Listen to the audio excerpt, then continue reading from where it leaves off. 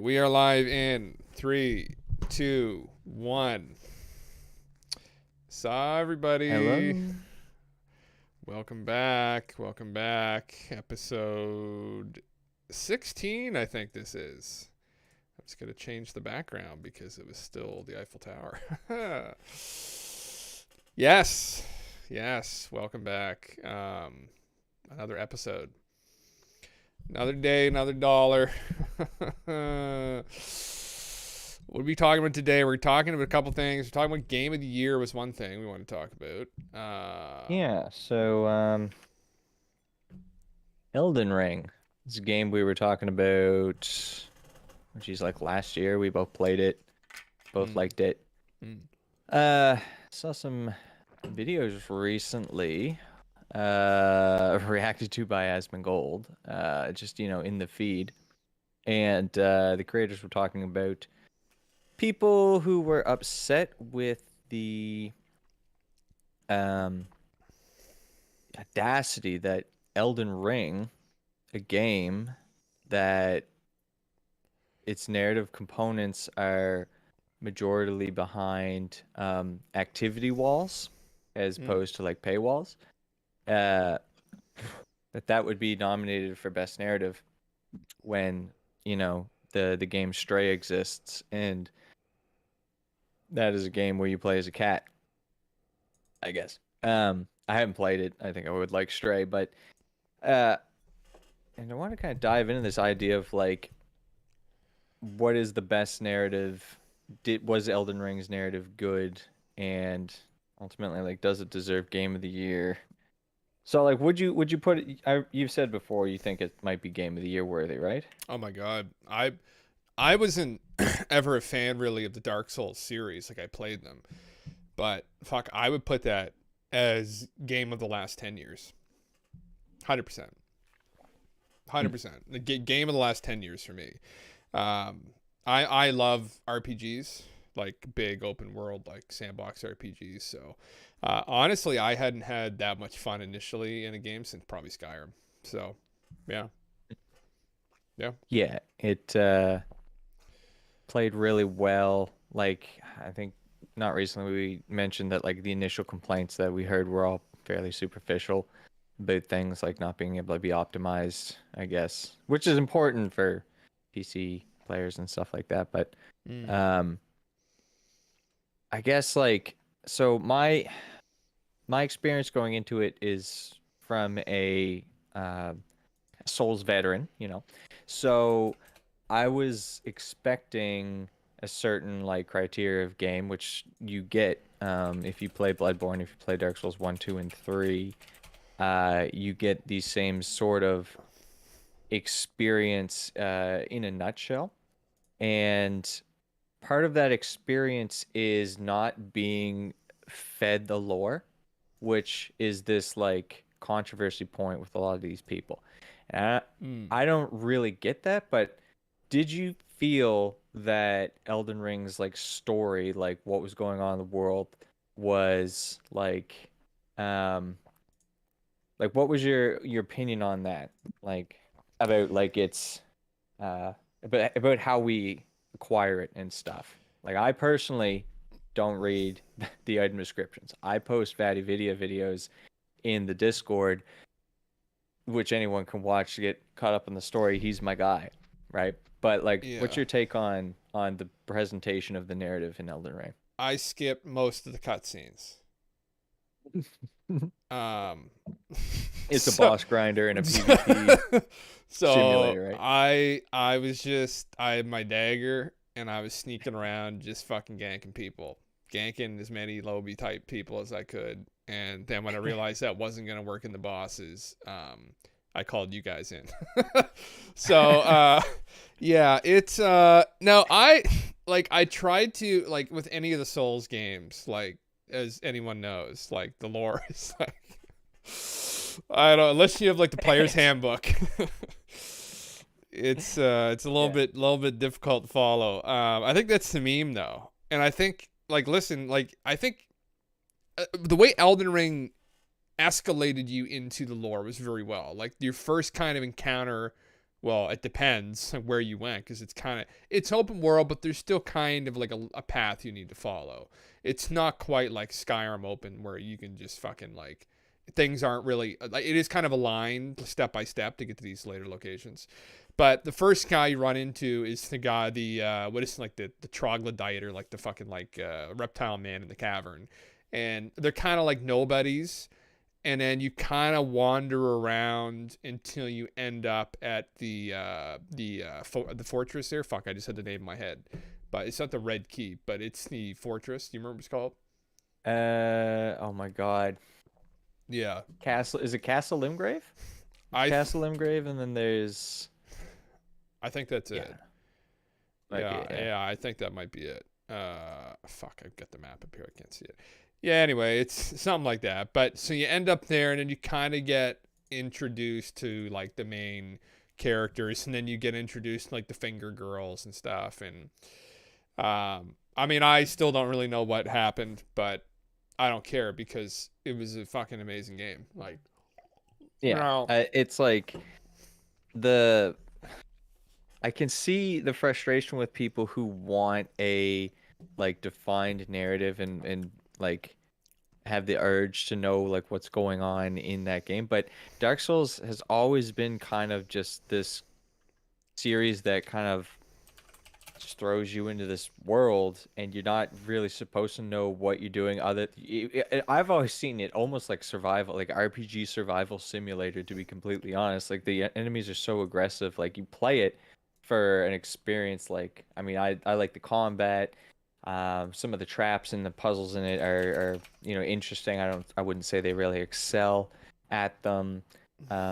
There are certain things, like one with Elden Ring in particular was if you did a quest line to get a gesture and use that gesture in front of Marika's statue or Rodman's statue, it turns into the other one, and that's how you know that Marika is Rodman. So like the last boss with the hair, spoilers, when it's like blonde hair, that's Marika, and then it turns into Radoban. It's like I don't know, or Radoban or whatever the fuck his name was. Monster in my Um, brain.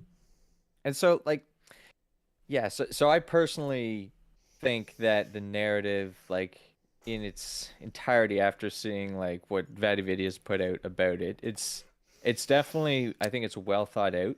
I think that it's like it's intriguing. It's got really cool elements to it. These some sort of like magical elements. What would you call it? That is, the magic's kind of like entwined with like the like creation of the universe and the order of the universe or whatever. Like, um, so what you can do in the game is like it's big. It's sort of like storyline gimmick is that you when you go around and you do certain storylines, you get like a rune, and then later at the end of the game, that rune can be like added to the Elden Ring, and that gives you that like changes the world in some way. And I haven't actually done any of the storylines and seen how it affects the game and stuff like that. But yeah, that's kind of like their meme. It's like a little reward system. Like the storyline is like a reward system instead of a guaranteed sort of thing. And so I don't know if that should box it out for being nominated for awards like Best Narrative. Like if you want like to make a new award, which is like Best Storybook, which all the Telltale Games shit can not to call it shit, but all that stuff can win every year or whatever. Or Yeah. Stray Cat, like could be like, oh, they told the narrative with the cat's body language so well, we gotta make a category for it. It's like sure, but I don't know. And I don't know if that is a necessary way to adjust the issue of people being butthurt that they couldn't figure out the story in Elden Ring on their own, because that's what it does sort of feel like from a perspective. But that's coming from a veteran though, which is like I've known about the channels that do the Souls lore, and it's almost a Yeah. necessity. And if it was super important shit, like if it was like physics professors are like writing their theories and riddles, and you have to like that would be as okay, let's stop them. Let's like like Mm. there's like all this subtext of like philosophical subtext in certain books that are intended to like be like the things that prop up society and stuff. But that's not what's happening. It's a video game that we're trying to decide, was this video game like a good like story, and was it a good game? And I think it was good. I think characters, you don't get a lot of like interaction with them, I guess. Like the for the quest chain, you see them and then they're just kind of like around, but it's nothing really new to RPGs. And Yeah. yeah, Dark Souls 2 kind of fucked with that too. They had like Majula, and you had like a main city, and all your NPCs were there, but it didn't win awards. It's actually not even looked on very fondly in the overall of the community. They think it's the worst one. So, I mean, I digress. I think it's a good thing that the game is getting its stuff. Google users 93% liked the game, so that's good. Oh yeah. I don't know how. Maybe you have like the Assassin's Creed, God of War. What's another generic fucking game that's been rehashed way too many fucking times? Those kind of people that they get their handheld like hard through these like narrative stories. And listen, that's fine. Like people that play those games, I don't know if they're like real gamers. I maybe that's a bold statement, but they're more kind of like movies at this point. Like I was watching a friend of ours is playing God of War, and like it's fun, but it's kind of a movie. It's Mm, like those Nathan Drake games too, Uncharted. Like it was yeah. more of a big movie, and like I don't really like movie. I'm not a big movie guy. I shouldn't say I don't like movies. I'm not a huge movie guy. Like I'm kind of like into doing my own thing, like sandbox games and stuff. So, um, yeah, I did. Maybe they think they deserve like best narrative, but I mean, it still had a story. Like I think it still had. I don't know, like you're saying. Like I don't know. I think it earned its slot. I think it earned its spot in the category. Did it win best narrative? I don't know if they've decided yet. So let's see. What? So, Let's see Game what's of the up. Year nominees: A Plague Tale: Requiem. I've never heard of that one. Then we get Elden Ring. Then we get God of War: Ragnarok, which is the Dead Boy. We get Right. Horizon Forbidden West. I didn't see anything about it. Yeah. I guess it was good. Stray. There's Stray, and then Xenoblade Chronicles 3. Oh yeah. Stray. And then Brandis Stray is up for game of the year. there you go. Stray is up for game of the year. Yeah. Got Immortality for Best Direction, Stray's on for Best Direction, Elden Ring's on Best Direction, Elden Uh, Ring's in Best Narrative. I guess Stray isn't for Best Narrative. I was kind of memeing there. But you got God of War Ragnarok, I think, is the one where they're just like, man, that's the way Best Narrative. But a guy in the video was saying, and I agree, and I'll just regurgitate it. With the God of War, the story focused like solos, like they are good stories, but what happens with them is you take away agency of a player because you have to play the game through like the specific role which is already mm, kind of like lined out. Um, and Elden Ring is an open world game, right? So yeah. Dark Souls, and they were less open world, but like it's about like here's the area, and then you go find everything. And if you want to look for story, then you look for story. If you want to just get stronger and play the game, and or if you want PvP, you do that. You don't really have these options in God of War Ragnarok. Um, Not that maybe it needs it, but I mean like more game is more game, right? Yeah. It's very well reviewed. God of War. I don't know. I mean, it's very pretty. I've been watching Melissa's been watching Jacksepticeye play it, and she just bought the first God of War, so I'll be going through that. Prepare me for fatherhood. Uh, Oh, there. that's Oh what these my. games seem like There you they're go. doing. It's like Getting daddy we ready. miss. They have every like the manliest voices that you have. They got who's the guy who played the Admiral in the Monster Hunter movie? They've got him Yeah. voicing Thor. They've got oh my God, I should know his name because he plays the dude and Thanos, but they've got him voicing like the giant at the end there, and yeah, Dear God. just every low voice that you can get. Big boys.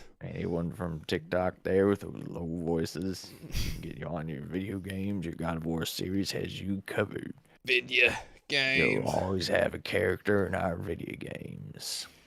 Yeah, it's it does seem like a game you play with your partner on the TV. I regret that we do you have a PS5? No, I just got PS4 right now. Oh, you can get it on PS4? Oh, you can get the original God of War on PS4. Okay, right. Yeah, yeah. Yeah, fuck. Well, we need a PS5. Anyway. She got oh my God, I forget what it's called, but like it was a PS5 launch title, and it was like you play like this like druid lady, and she's got like she summons little tiny basically like forest munchkins, and then you Yeah. just it's like a Zelda-esque kind of game. She's been playing that, but it was a Mm. PS5 title that she's got on PS4, so they're doing that. Do you remember the debacle with the backwards compatibility? I can't believe like heads didn't roll with that shit. Like I had so many Yeah. PlayStation 3 games and PlayStation 2 games, and moving from PlayStation 3 to PlayStation 4 to lose all those and to have that second system was absolute horseshit. Like the money. Yeah. Anyways, that's just an aside on video games. Well, it's a good point. I mean, it's fucking ridiculous. Why it's their own games, but they still want to sell the old consoles, right? So Mm. that was the idea, I guess. I suppose, yeah. I'm actually while we're talking, I've just fired Elden Ring up, just put it in the background. So Best multiplayer game: Call of Duty Modern Warfare 2, Multiverses. I don't know what that one is. Jesus. Overwatch 2. There's Blizzard. Splatoon 3.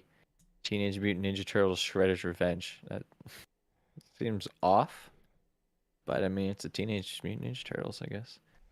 Anticipated games. Most anticipated: Final Fantasy 16, Hogwarts Legacy. This one, I was like weird. Have you seen any of the Hogwarts Legacy footage stuff?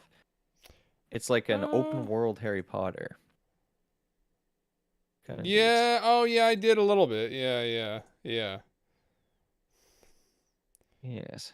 I got Resident Evil 4. I didn't play the Resident Evils. Starfield: Legend of Zelda. Content creator of the year: Carl Jacobs, Ludwig, Nebelian, Nobrew, and QT Cinderella. Yeah, cool. Wait, what? Say that again.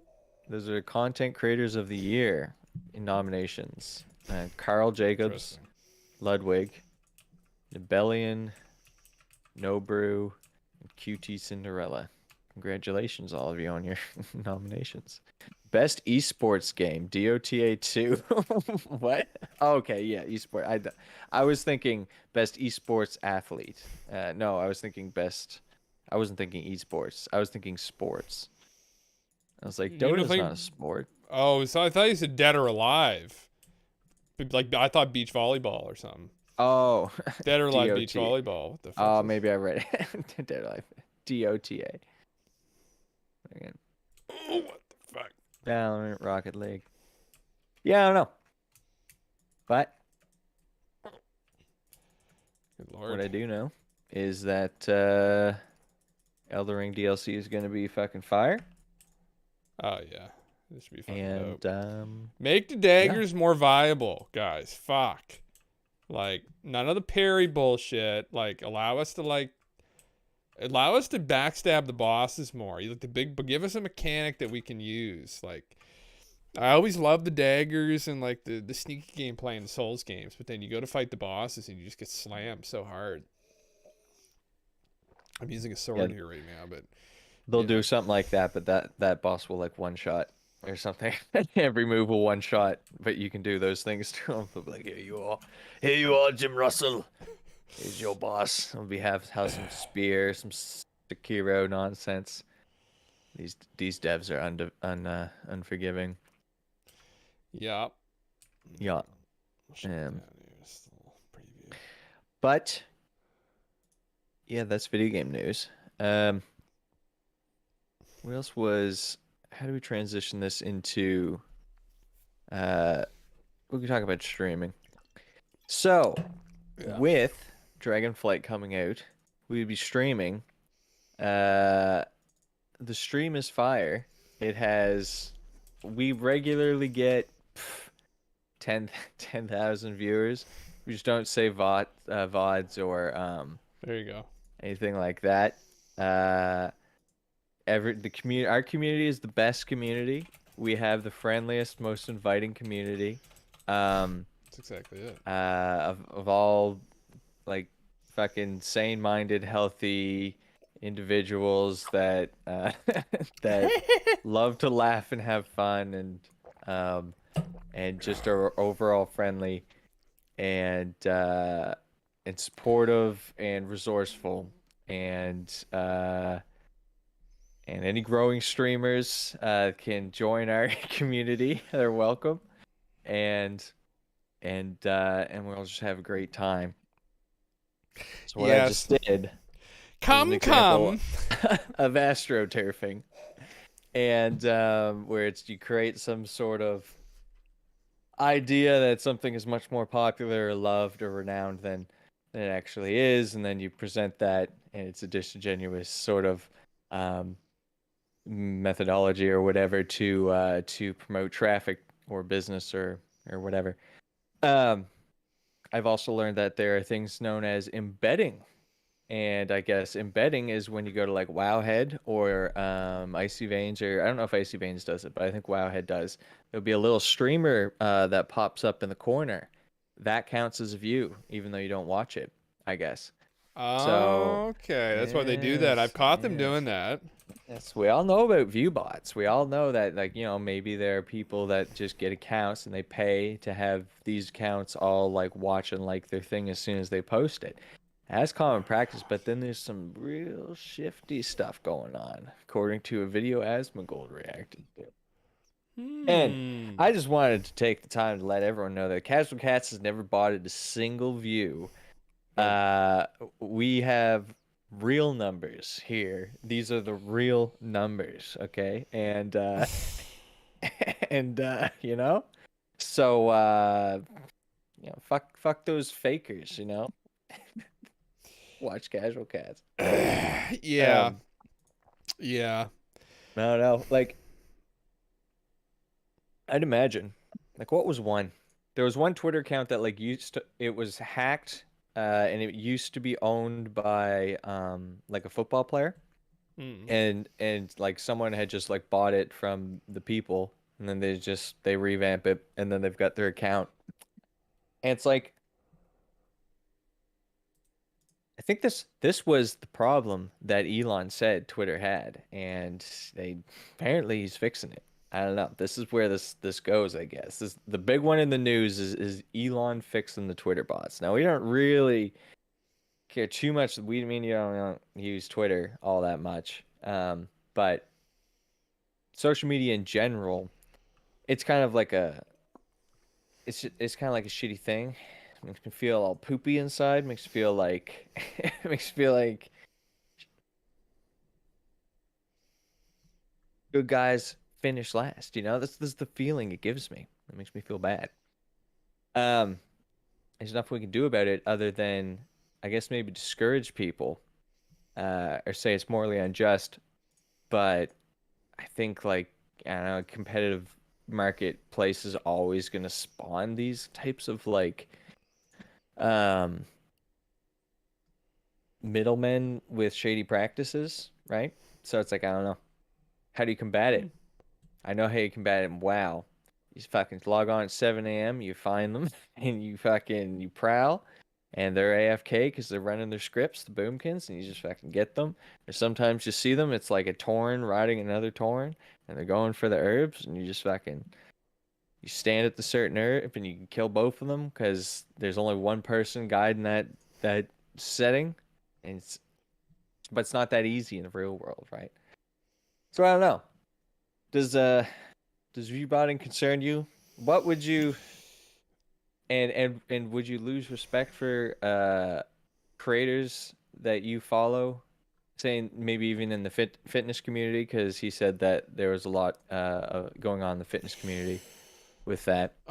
Well, Point of contention for you, Jim? yeah, I mean, it's obviously unethical, but it's one of those things. It's like, I think with any of these like YouTubers or Twitch streamers, it's such a competitive place, and they're always trying to like one up each other and stay, especially the guys and girls at the top are just trying to stay relevant as long as they can. Mm. Because the longer they stay relevant, the more merch they can sell to people and the richer they can get. So, yeah, I don't know. I mean, I honestly, seriously have unplugged from so much shit. Like almost all social media, aside from like literally going on Instagram sometimes and just mindlessly browsing. Like I don't really even follow that many people on like YouTube was where I hung out usually. Like I would go to my subscriptions every morning and see post videos, but I've just backed off from a lot of it. I follow a couple big fitness YouTubers, but yeah, I don't know. It certainly makes it difficult for people like us trying to garner an audience. It's impossible naturally. I mean, even right now, to anyone that catches this podcast, maybe someday, we're streaming to like one viewer. Like, and Those we've are been real doing numbers, though. those are real numbers, yeah. But yeah, exactly. So and we've been streaming pretty consistently. So to break through, you kind of really have to cheat the system a little bit, I think. I don't see any other way aside from It getting gets so help out. prominent that it's like you wonder, like, is there a way to do this without doing it, or is that like it's kind of like leads into this idea of like this the self-made is a toxic myth. There's like some TikTok that's his like catch phrase or whatever, and he goes around like digging into the financial settings in which artists create their careers and stuff, and finds out that a lot of actors and stuff are just kind of, it's like, oh, they have like um their parents are in high paying professions, and like uncle has a foot in the film industry, and that's like, and but the claim is that said artist or said actor would be like self-made, and it's like society kind of perpetuates this to keep people like stuck, and but at the same time it's like if everyone if your all your friends jump off a bridge, you do it too. But if they jump off a bridge to a pile of millions of dollars, That's it's a whole like different game there. it's, I Yeah. don't know. I don't know. But yeah, so if Casual Cats miraculously just pops up in anyone's feeds, suspect botting, but don't you come at me unless you get proof. Fucking um Yeah. so it's that. Well, actually no.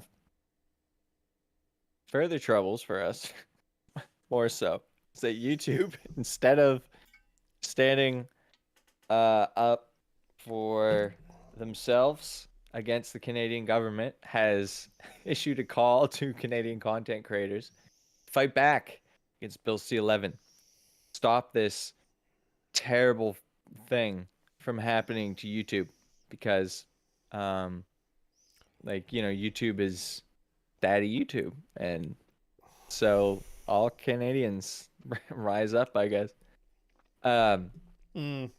the argument is, if Canada does a law like this, which basically curates content to be more Canadian for people inside Canada, and for feeds,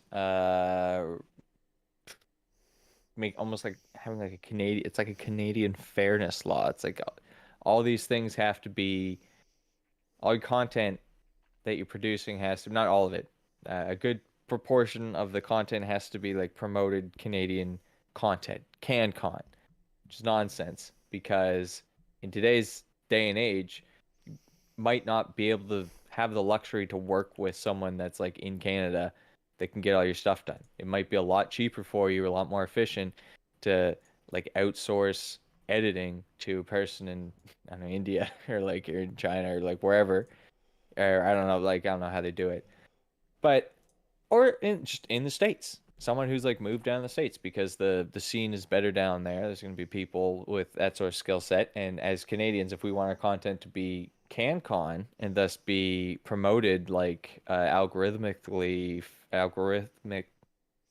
fairly via the algorithm, um, Mm. we yeah, we'd have to limit who we could actually like hire to like work at our shit. And that's dumb. And if every country did that, all of a sudden, not only do you have every country sort of curating, like, or forcing social media sites to curate content based off of like geolocation, Mm. which is kind of bad when you get to like propaganda and stuff like that. Uh, yeah, they're like, well, it's no good. And I don't know. It's probably who it is good for is like the legacy media, like the CBC, Yeah. I think. Yeah. And because they're all set up, they already do the CanCon content stuff. Yeah. Um, and they have been referred to as like dying media. So, but that's kind of like the political rallying cry for the youth. Like the dying media is trying to take a. So I don't know, but it's issues. Yeah. It's issues. Yeah, Yeah, sorry, it's go on. there's a war going on, and it is kind of the death spiral of these legacy media outlets. And what that also means is, I mean, it's kind of, the Western world, we have our propaganda too. People don't like to acknowledge that. But in the States, they have all their media outlets and they engage in propaganda for the government. And in Canada, we do the same thing. So the federal government here, especially under Trudeau, has 100% through COVID been engaging in propaganda. He still does to get people to get the well, actually, we're not going to talk about that. We're not going to say that word. It's a dirty word, but he's been doing a lot of questionable things lately to try and convince people to do things that they really need not do. They don't have to do, and it's a problem because like they're afraid, and they shouldn't be afraid because the federal government in the Western world in a true democracy should, not be well. It should kind of be afraid of the people, but they should be serving the people. Like there shouldn't be this effort to try and. I'm very disillusioned with just the world in general, and especially Western political systems, especially in Canada and the United States. You know, so the fact that they're trying to crush these alternate forms of media where people can kind of say what they want and how they feel is just again very disheartening that this occurs. But it's not surprising. YouTube had been striking people for quite a few years who had made some spicy takes. And it just seems to have gotten worse through the age of the virus. And I don't know. Censorship seems to be cropping in everywhere. But just to leave on this point, I guess I watched a good video with Robert Malone, who is a very spicy character on YouTube. I think he's been demonetized and deplatformed on Twitter, YouTube. But he works with a guy named Matthias Decima, who's a psychologist out of Spain, and he specializes in like group psychology, like large crowds, large populations of people. And he concluded recently, I mean, this has been theorized for a while, but he studied a lot of like pre-Nazi, like pre-communist populations, and he concluded that about only 10% of the population really wants freedom. The other 90% genuinely wants to be dominated by a strong figure. So we definitely don't have that in Canada, but we've got a sexy boy, we got a sexy figure, but it's just a problem generally for democracy, and it's sad because it's been the same way for 2,000 years. Well, longer than that, 2,400 years since Plato spoke on the pitfalls of democracy. And because nothing's changed. Really, generally nothing's changed. Cowardice in the people is still there. So it's kind of like strong figures will rise up, dominate them, and create chaos inevitably. So, yeah. Ramona Del Dulo. I just have that up there. Well, she's an example of I would be. Let me pull her back up here again, because when I see these people, oh fuck, God, I hate Google. You search like one thing, and there's like 30 searches for it. So what the fuck? All right, Romana Didulo. So there is disinformation out in the World Wide Web by not necessarily even nefarious parties, but by intelligence agencies. So Western intelligence agencies 100% engage in disinformation actively on the internet. And they 100% prop up people sometimes to create a narrative that may lessen the impact or create negative associations with a narrative that they don't like. So one of these narratives that spooked these people was the QAnon narrative.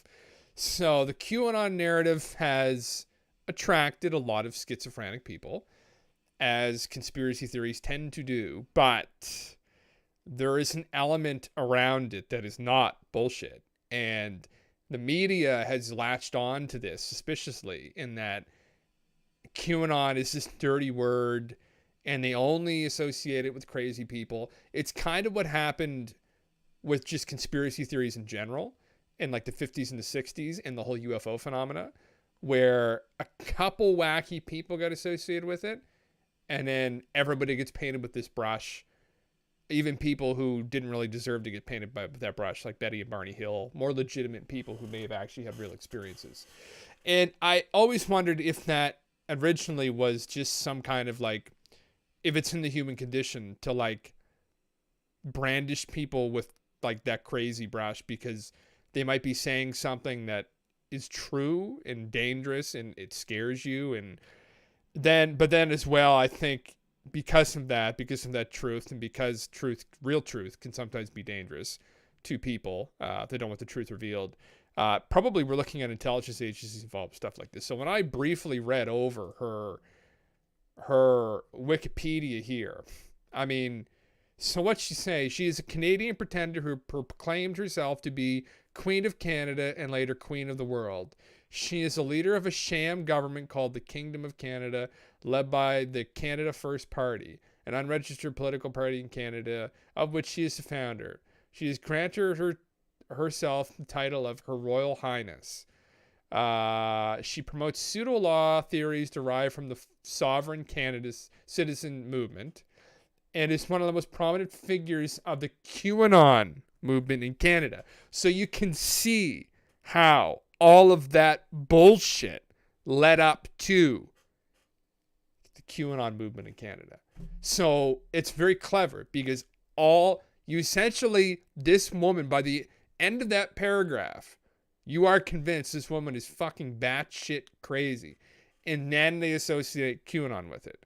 And that's a phenomena I've seen going on. I don't know. A Canadian pretender who proclaimed herself to be Queen of Canada. I'm sort of in the crazy bank at the first of the paragraph. Well, the first paragraph, but it gets worse and worse and worse and worse, right? Like as you keep going, like, you know, she's granted herself the title of Her Royal Highness. It does seem to be kind of tagged. The QAnon is kind of tagged in, but I mean, I guess like that's the thing, though. I think what happened was maybe QAnon was so big, and whatever scheme she was hatching, she was just like on board with it, and so yeah, the media definitely targets this QAnon aspect of it. It's like there's a whole lot of crazy in here, and then they're just like, and also QAnon is kind of like the icing of it. Like, and that's what I noticed in the Vice videos that I watched. They like to, like the whole sovereign citizen. I watched some videos on sovereign citizen movement.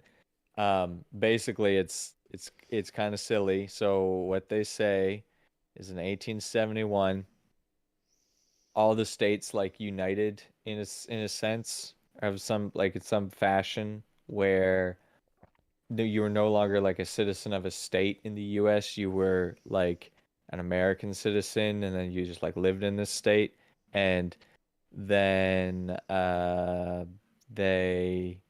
later, like, America became like a corporation, and they're like, we're not part of this corporation. You they fucking taking away our rights. And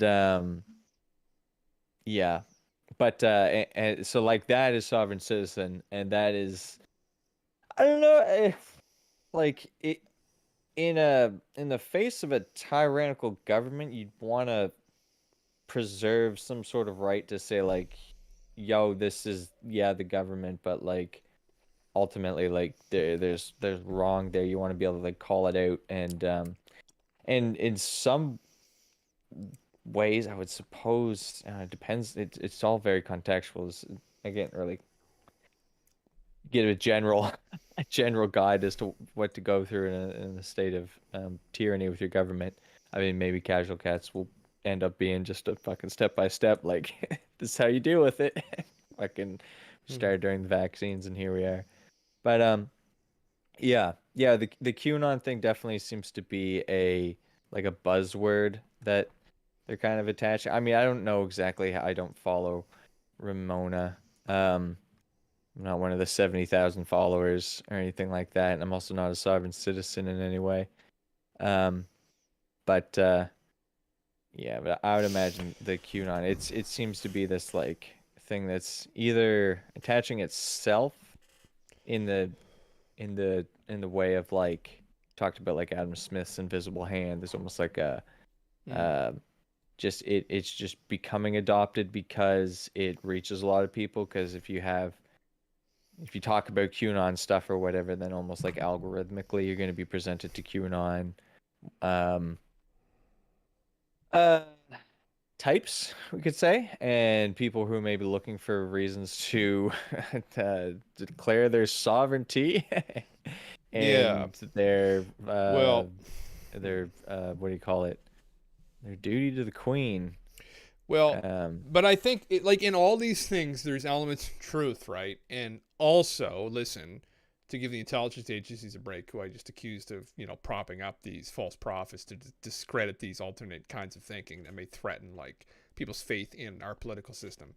Um, these kinds of people do latch on to these movements because yeah, it's a little bit wacky and they feel like they can get away with saying things maybe that are pushing the boundaries, but the problem is like there's kernels of truth in all of these different movements. Like in the QAnon movement, there were kernels of truth there, and like that's never acknowledged by like anybody in the media. They don't even, I guarantee you 95% of the people talking about that in the media don't even know what the fuck it's about. Like they have no idea what the QAnon thing is. Like they probably barely know what 4chan is, and they probably don't really know any of the posts that cropped up that like scared people. Some of the associations, for instance, well, I can go over this a little bit for this podcast. So probably let me just change the banner here so people know what we're talking about. Probably I'll try to think some of the more disturbing QAnon posts that I would, because I followed it, right? I followed it from the first post to the last. And the first post was probably in 20, oh fuck, when did Trump get elected? It was 2016 or something, or 2017, 2015. It was a long time ago. I remember we would go on Journs and I'd tell you about this. Because I was watching this movement grow and they were supporting Trump, and it was pretty obvious from the get-go that Trump had some kind of an association with this. So fuck. The more disturbing posts were digging up tweets that celebrities had made, and like linking directly to the Twitter posts. They had not been deleted. I'm trying to think of a couple examples. Hillary Clinton was in there. Dwight from The Office. I forget what his name is. I never watched The Office, but the actor Dwight from The Office had made a bunch of weird fucking posts, like that he like keeps children's urine in a bottle in the shower and he washes his hair with it. Like kind of cannibalistic posts. Hillary Clinton had made some kind of weird comment around like they would go to Haiti all the time. Like he would visit Haiti, and Haiti, if anybody doesn't know, was subjected to a terrible earthquake like a decade ago, or almost a decade ago. And they've had a huge problem with children being human trafficked off the island. Um, Two pedophiles and Christ knows who else doing Christ knows what. But she made some comment that like he was really involved in these like girls groups in Haiti. And she made a comment that, like, it takes a whole village to keep him satisfied, to keep him satiated. It was like an allusion to like eating. And I was like, oh, and then the guy owns a pig farm, right? And for people that don't know, like, classic way to dispose of a body completely, you feed it to pigs because they'll eat every bit of it. It's just fucked up stuff. Like, it just really, like, I was like, oh man. Anyway, so that was weird. Anderson Cooper's mother is fucked. There was a bunch of pictures of her with allusions to satanic imagery of sacrificing people. There's a picture of him and his brother on the bed when they were kids. His mother just has a sick fucking grin, and I can't remember if it's her necklace or a painting behind her, but I think it might be a necklace, and it's got like a body burning and these two priests on either side of the altar. And it's like, that kind of imagery isn't used like that. It's not a joke. So they were starting to dig up this dark underbelly of the Western world. And that really that's why it caught on. But what happened with it is, towards the end of it, it was always political, in that they were saying Trump, the group that helped Trump get elected, not Trump himself necessarily, was intent on upending the world order that had gone on, and that a lot of the presidents that came before him were controlled, puppeted, and they were going to come kind of themselves out of the shadows and help push back against the darkness that had enslaved the Western world. This is a QAnon motto. And what happened with it was a lot of single moms and a lot of unemployed people caught on to it towards the tail end of it. And they started making Facebook groups, and they started going out, making the signs, and then it kind of just became around Trump, and it morphed into this like weird kind of cult. But that was not the intention behind it originally. The intention behind it originally was digging up all of this dark shit and enlightening the general public. And my theory on what it was, I think they kind of failed, whatever the intention was that it was probably a group of ex-intelligence people that had access to some of these people's phones. They had access to some of this information. It creeped them the fuck out. It disturbed them to the point that they got together and they tried to think of some way to get this out to the public. And oddly enough, they used 4chan. I think it was random, which is kind of funny. But yeah, it was something I followed the whole way through, and I watched it start, and I watched during the election the false narrative and the propaganda go on that Russian bots were harassing all of these Democrats on Twitter. And I thought that was a fucking joke, because they weren't Russian bots. They were people. They were people that were reading the QAnon posts. And that was red flag number 100 at that point. That there was just literal Western propaganda from the Democratic Party in the U.S. that they were trying to pin it all on Russia. Russia's interfering in our election. And no, they just want to start a war with Russia, which they're trying to get into right now. They want to ferment this kind of shit to spark some kind of a conflict, right? Because that might be the grand plan. But before I shut up, I just want to comment on the sovereign citizen movement. You had mentioned this. I hadn't really heard of this before. Oh no, yeah.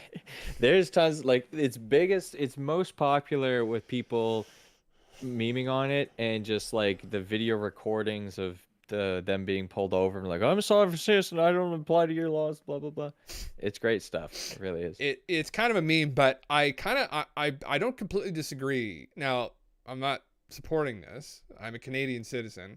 As much as I dislike the person running the country, things do run here pretty well overall, although we could argue the hospitals aren't. But illegitimacy of laws and government. A widespread belief among sovereign citizens is that the state is not an actual government, but a corporation. Now, what we could argue is, are we living in a democracy? Are we living in an actual democracy? Well, we go and we vote, and we hope that who we're voting for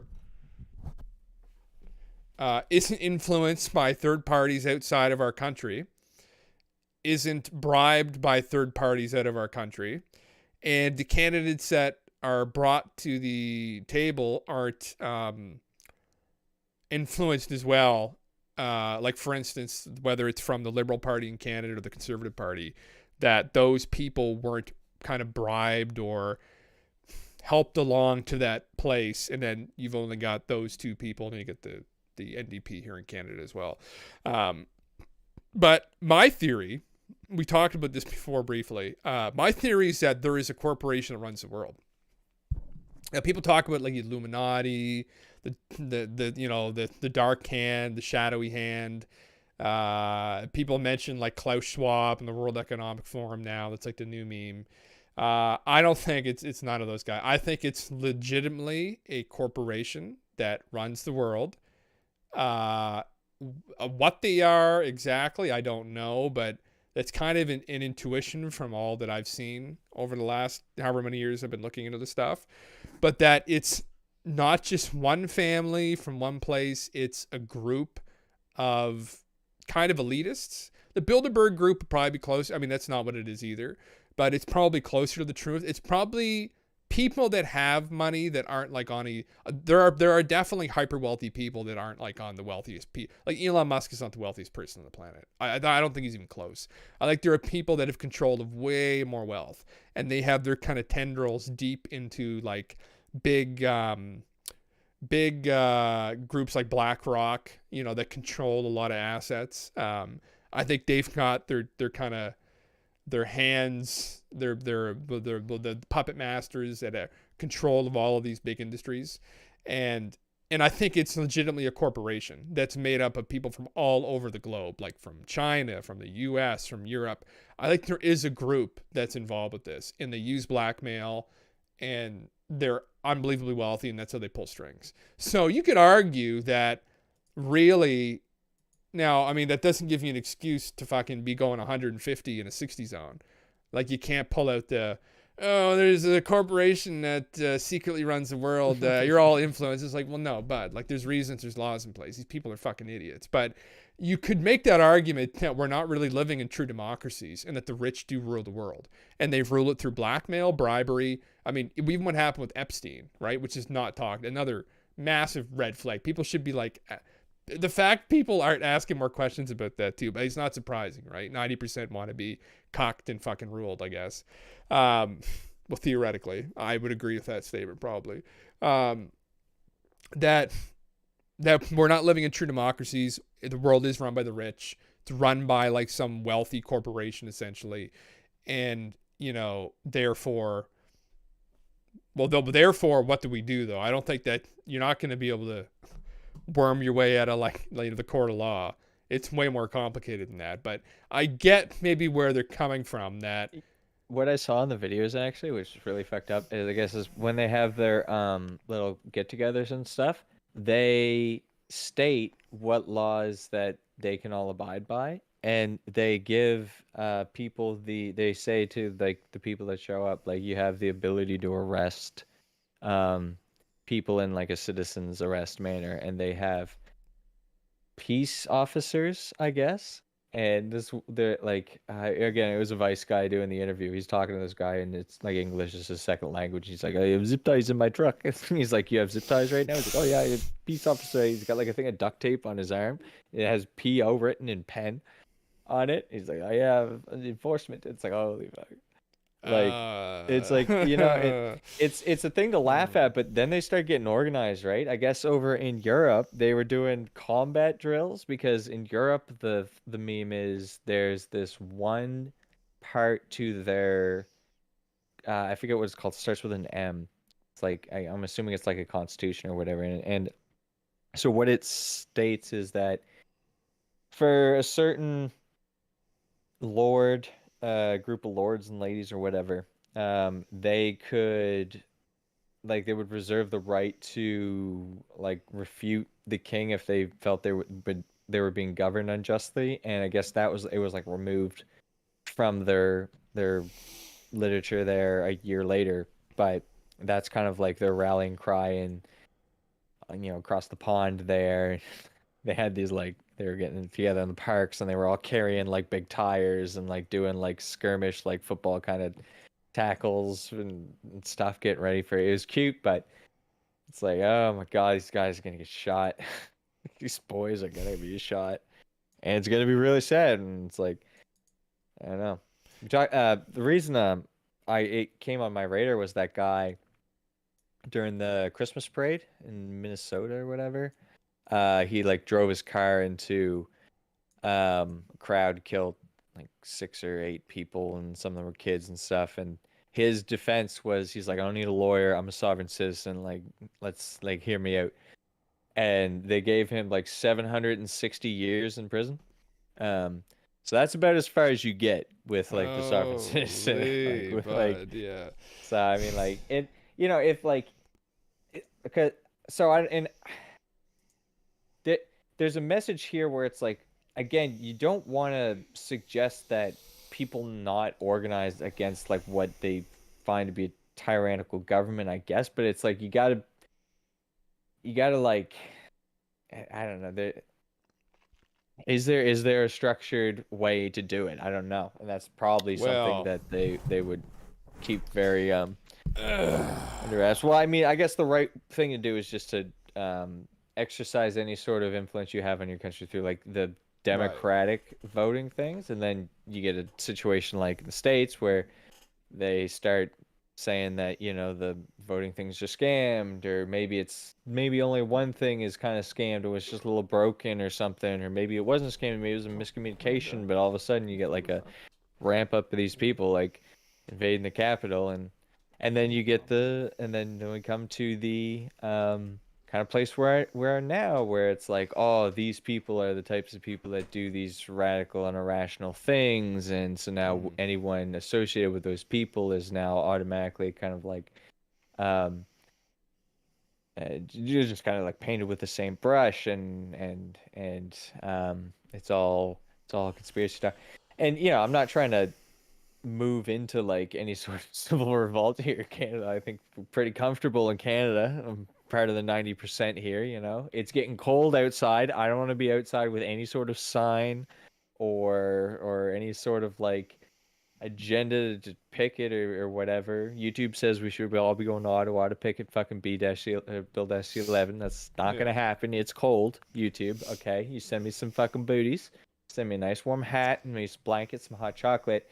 You give me a bus out there, I'll fucking sit there for 3 hours. I don't care. But Yeah. no, I don't have the time to do that. We are in winter mode right now. We are settling down. Yeah. Kind of rambled off of sovereign citizenism, but like, yeah, Well, it's just it's a little bit of a intense way to do it, and well, let's read a little bit more about it, because I mean, it does. Listen, I do vibe with it to some degree. I mean, the way they're going about it, maybe not, but it's, yeah, libertarianism in the United States. It's associated with that a little bit. So, American movement members consider that the corporation purporting to be the U.S. federal government is illegally controlling the republic via a territorial government in Washington, D.C. Some sovereign citizens also believe the United States corporation is bankrupt, which it is. As a result, the illegitimate U.S. government is said to secretly use its citizens as collateral against foreign debt, which they would in the form of war, effectively enslaving Americans. Some sovereigns believe that this sale of American citizens takes place at the birth of each American baby through issuing their birth certificate and attributing their social security number. So we are brandished with a number when we're born, mm, even in Canada, and a birth certificate. yeah, And Stefan Molyneux has made the argument before that we aren't really actually free, in that if you're born in Canada and you don't have any money, or even if you make a bit of money and you refuse to pay your taxes, they resolve that through violence, ultimately. And his logic goes like this. I don't completely disagree with this, but so essentially, you don't pay your taxes. You get a mail, and you get mail, or you get an email from the federal government saying that you owe them this much money. If it's a substantial enough amount, then over time, they will probably put out a warrant to some degree for your arrest. You'll be visited at some point by somebody locally, like from the police department. They'll want you to go with them because you'll have to go to like a judge. And if you refuse to go with them, if you refuse to comply with them over this non-compliance, essentially, at some point along the chain, like let's say you barricade yourself in your house really good, it's going to come to where bullets are going to fly. Uh, and you may get shot. And it will come to it if you resist hard enough, they will shoot you. So essentially, he's arguing, Stefan Molyneux is arguing, who's a Canadian philosopher, that they use force. And the force will be used and you're not really actually free. Now, you could say, well, you don't want to pay taxes here, go live somewhere else. But that's pretty much everywhere in the Western world. I mean, like, you have to pay them a tax. There is no option. So, and that's a really good point in the States, especially, that, you know, they are broke. They're just using debt. And the way in which they would get out of that situation and the way in which they maintain the strength of the dollar is through collateral, and it is through the American citizenship, specifically the military, which are made up of American citizens. And they would go to war. So that's what keeps the U.S. afloat, is their military, their people. So the people kind of are their collateral because of the debt. So then you can argue that, like, well, that doesn't make any sense. What are they telling us what to do? But then they'd argue, well, there are other bad actors that won't let you drive around for free without a social credit system. So we're going to protect you from that. But then when you hear Klaus Schwab talking about that he likes the China model, he thinks they're doing a good job over there, then you're kind of like, oh, fucking Jesus. And that's when things could really start to fall apart, because then if they started instituting these kinds of terrible systems like they do in China, these authoritarian systems, then the whole thing does start to really crumble, especially in the States, because of their debt ratio. Like, that argument becomes a lot stronger, because it's like, well, then what are they protecting us against? They're not protecting us against the bad guys. Like, who are the bad guys, really? That's the other question. It's like, who are the bad guys? Is it China? Is it Russia? Or is it some other element that's already infiltrated the U.S., like Congress and Senate, excessively? Right? This corporation, effectively. And it's probably way more complicated than that. I mean, that corporation sits at the top of the pyramid. I mean, down from that, there's probably hundreds of other nefarious actors and corporations. But what are they really protecting? It like nothing. It's all compromised, right? So you get pretty bleak, and then you can really start to kind of see where their argument is. Now, again, it is stupid. Like, if a police officer pulls you over, like, we do abide by laws here, right? But Al Qaeda, yeah, we do abide by laws, and I think within the framework it's smart, right? But the problem is a lot of the troublemakers are kind of outside of those laws. So what do? I don't know. You just don't want things to fall into anarchy. It's a very fragile system, right? It's like Jordan Peterson says, and he's right. He's like, this is the best we have. Like, it's literally always hanging by a thread. So, yeah. Oh, thank you, Mama. So, yeah. Yes. But yeah. Just reading about straw man theory here. It's their, yeah. I guess this is the pseudo law theory, or the straw man illusion. So the idea is that they say, oh, I'm a person that's got a body, and then they create a straw man, which is my legal person. So they back this claim by misreading the legal definition of person and misunderstanding the distinction between a judicial person and a natural person. So a judicial person is a non-human legal person that is not a single natural person, but an organization recognized by its law as a fictitious person, such as a corporation, government, agency, NGO. So, like, yeah, I guess they're misconstruing this idea of a person written somewhere as a judicial person, but not a natural person, I guess. Yeah, read the fine print, folks. Is like what I Yeah. forgot for you, I guess, here. I think it's. Let me just read these last two paragraphs because I think people will just generally find this interesting. Okay, Again, like, that's gonna be. yeah, it's way more complicated than this, obviously, but I think they're making some good points here. Sovereign citizens believe that when the government set up by the founding fathers under a common legal system was secretly replaced, that wasn't written very well. Uh, it was replaced. Commercial law substituted from common law. This commercial law is generally understood to be admiralty law, as sovereign citizens consider that the current illegitimate law is based on principles of international commerce. This leads sovereign citizens to believe the U.S. judges and lawyers are actually agents of a foreign power. Sovereign citizens also claim the appearance of gold fringes on American flags that are displayed in courtrooms is evidence of admiralty law being in effect.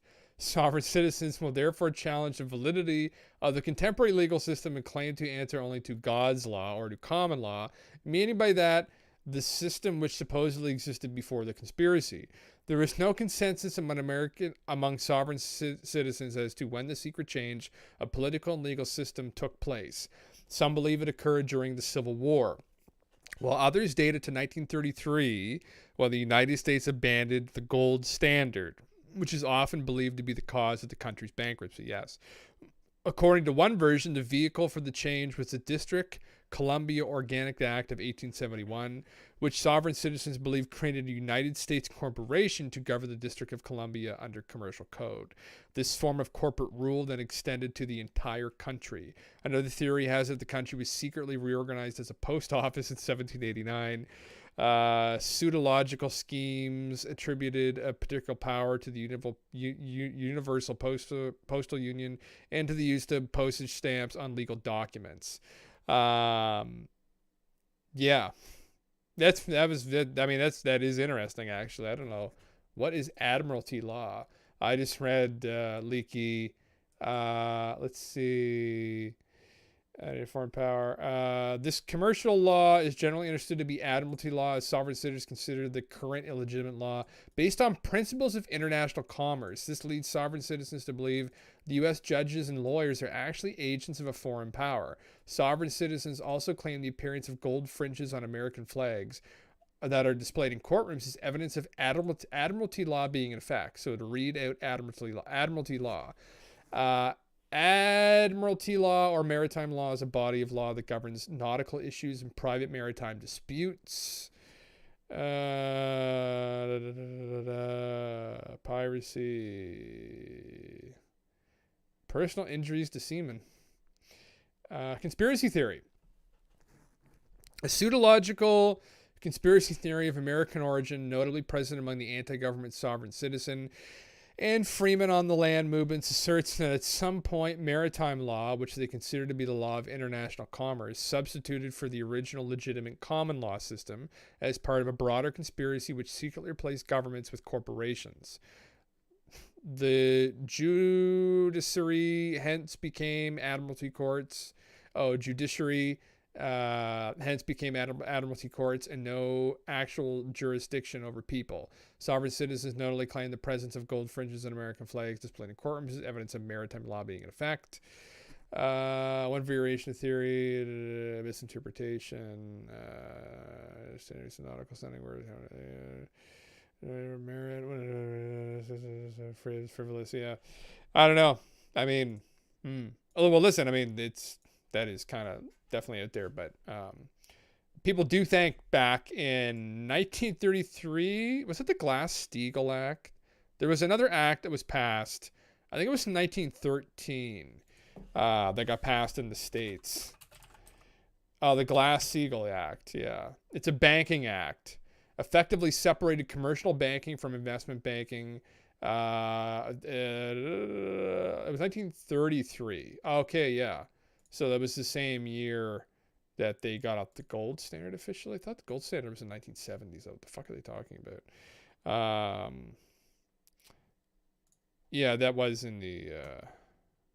Anyway, effectively in the early 1900s, they think that with the creation of the Federal Reserve, that there was some kind of influence that was given over the U.S. by some international entity.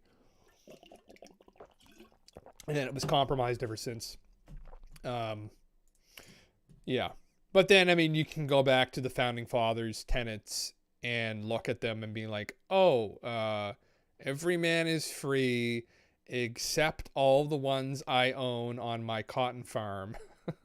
And it's like, guys, you know, you could come back at them for that, rightly, because George Washington and all those guys owned slaves. And then they were trying to argue for, like, you know, people's sovereignty. And it's like, come on now. But they had the right idea. They just didn't implement it properly. But anyway. Glass-Steagall Act. Okay. Here we go. Well, I thought it was the Glass-Steagall Act is what it's called. Glass-Steagall Act. How does that relate to the gold standard? Came off in the 70s, though, I thought. Oh, is it Glass-Steagall? Yes, even it said autocorrect me. I thought it was a Steagall. It said Steagall. Separate commercial banking from investment banking. Created the Federal Deposit Insurance Corporation.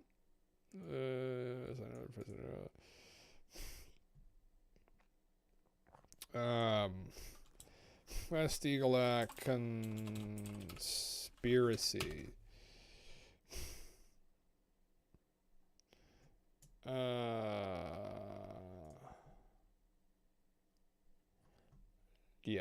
Yeah. Don't call me on this kind of stuff. I'm not very knowledgeable on this side of conspiracy theories. The more legitimate side of conspiracy theories that you can actually kind of like track down and pick up on. But effectively, they accuse the Rothschild banking family from having influence at that point over the U.S. And that's where a lot of anti-Semitic memes came from, although I don't think the Rothschild is of Jewish origin. But, I mean, that also preceded the U.S. quite a bit. Oh, never mind. They are Ashkenazi Jews. Yeah. All right, there you go. Yeah, he was right. Yeah. Yes. Did you notice that we have we now have 3 learn about COVID-19 suggestions on our podcast on Spotify? Oh, do we actually? Drums travels to noticing that Europe, now? 8 billion people in Ancient Apocalypse Review. We said something there that they thought was not good. And then the global economic situation Twitch stream got 1 as well. Oh my. We must have said something real bad. I don't know, but I don't even remember what that one was about. I think there was, I was thinking, it was because I mentioned masks? It must have been that section. You're talking about the masks, no one's wearing masks.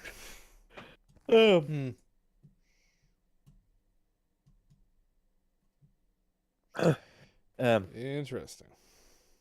Yes. What does one do? Well, you search around. Actually, bring this full circle back to the Elden Ring narrative. Searching around for little bits of truth in obscure item descriptions is kind of how you find the real truth in real life. So, we're being Isabel. How dare you? Yep. Friggin'. Yeah. That's how narratives like realistically get formed. That's kind piece of by piece. disturbing because like nobody curated that. That's done by an AI probably going over what we're saying, and it picked up on language that they didn't like. Because that wasn't the video title though, right? That was just in the video. Yeah. On some of those. Oh man. Yeah, the bots. Well, this one will definitely get flagged, considering what we've been talking about. Yeah. Yeah. Put it up to 4. Oh my god. Yes. Yeah. Oh, what else is new? I'm gonna put up Christmas lights. For some reason, we got them. They're going up. We're gonna pretend everything's okay. We're gonna pretend that we're eating. We're gonna say they'll see the Christmas lights and they'll think that we're eating. It'll be fine. Everything will be okay. Yeah. Yeah. The Joneses, we just like to keep up with them, get the Christmas lights up there, and Yeah. you know, Yeah. doesn't matter what the state of nutrition is in the lives and how much fucking it costs to buy meat and things that we need to eat. Well, listen, you get some horses Keep in that going. field over there, don't you? I mean, things that go a little too hard. Listen, I Yeah. horse meat isn't the best I've heard, but Yeah. listen, It's gonna be those deer. I'm telling you, it's horse gonna be those milk. deer. Start milking those Be- horses over there. That's some quality fucking testosterone there. Be venison. Drinking that deer milk, horse milk, fucking Milk it, bottle it, and then sell it as tea supplements. Okay. show up at Good Life Fitness and Yeah. just fucking there you go. It's a Canadian fitness chain. It was a no. You can sell it at Good Life Fitness. Fucking Leakey's horse milk. Extra chunky. You can get an extra chunky kind. Fucking fermented. Almost have like kefir. We'll compete with this T drive here.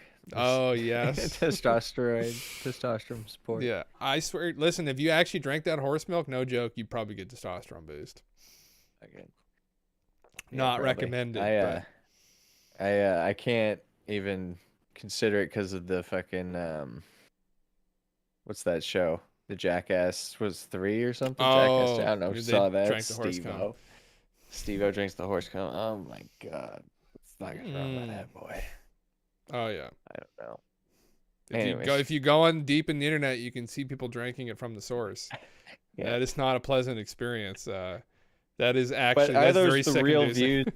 views? On those, are those the real views or are those botted views on those horse cum drinking videos? That's the real Well, question.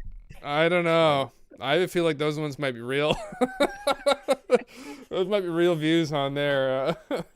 Again. Dear fucking God, Yeah. like animal abuse. Anyone knows how to help me fucking view bot my horse cum guzzling content? Yeah. Just let me know in our Discord. Order Swollen Kezu. You can. The link is down. Order below. Swollen Kezu, Leakey's horse cum drinking. That's a great fucking title there. All right, boys, we're out in the field here. We're just gonna guzzle her back. Strap in. Buckle up. Yeah. Oh my fuck. Oh yeah, that would be it. I was telling Leaky I was just watching the hair cake from Filthy Frank and Max Mofo and iDubbbz and How to Basic, and I was like, holy fuck, I forgot how disgusting that video was. Yeah. We need to bring that YouTube back though. Like that was, to me, that will always be what YouTube was. Just like just a little bit better than 4chan. Like just riding that line like of just like edgy memery, and it's just became like, I don't know what it's became. It's became like Vimeo or like one of those other like Daily Motion. And YouTube's kind of become like these blog sites now. It's not really about like deep memery anymore. Like it's, I don't know. It lost an edginess to it. We need more edgy internet content. The whole like woke like PC fucking idiots have like polluted the whole sphere with their like idiocy. So we need to like bring it back to, if it will ever come back, to bring it back to what it was. Like those are the good old fucking days. But I was gonna mention that I also I do have potentially a project in the mix. I'm going to see what's going on here, but it might involve remote viewing. So we'll also All right. keep people updated on that. I don't want to really say anything about it because who knows what will happen with it. But it could be interesting. And if it's too interesting, we're not going to say anything publicly about it. Because we don't want to get in trouble. So I don't like mercury in my cereal. well, yeah. Yeah. You know what? I looked over the fucking stars today, and try to get shallow or whatever running around. So if it's not it's not too cloudy, you can see up and like right up, fucking geolocate me here, but like right up to the right, when I'm looking out my backyard, there was this like yellow star, and it's noticeable because it's a different color than like the rest of them. Every night, it's up there on the right. Tonight, it's up there on the left. I was like, what the fuck are you doing over there? I have no idea what it is. Could be a planet. It's Fun. probably Saturn. Yeah. Could be Saturn, yeah. Yeah, it's pretty orange, Saturn-y color, I guess. Maybe they're But watching you though. Maybe they're watching you. I don't know. Maybe they're scope. maybe they scoping you out. Yeah, I don't know. Listen, if you get some weird knocking in your walls, then you got a problem. Maybe Okay. just an See, I FYI. have rats though. That's the thing. They're always knocking. Oh, Like pet rats, not like I'm not yeah. that. No, It's not. We're no, not that impoverished yet. no. You'll know. It won't be a light little knock. You'll know. Yeah. So yeah. Anyway, yeah, but yeah, we might have something, maybe something interesting with that. I don't know. We'll see what plays out. I'm always hesitant to talk about these kinds of things because I don't know. I become hesitant talking about these kinds of things. So we'll just try and keep the mood. The mood, as Leaky has told me, you need to be careful with the mood. You don't want to create like too much of a negative, desperate mood. There's enough of that in the world, and staying positive, being realistic, obviously, but also just in the face of that, staying positive is very important. So, yeah, we will we will lighten the discussion somehow. But yeah, but aliens are fun to talk about always. So Yeah. yeah. Yes, that guy's house got hit by a meteorite. We didn't talk about that on podcast or whatever. No, we didn't. Melissa was coming home one day. She saw a shooting star, and then some guy in Nevada is home. God help him. Hit by a goddamn comet. You imagine? Yeah. That would be pretty shitty. Like, Would insurance cover that? I don't even fucking know. I think they don't. I think they don't cover it. They like, I don't completely know. I mean, it depends on your insurance, but Sorry, bud. Act of God. Sorry. But I pay $300 a month. No, God. Blame God.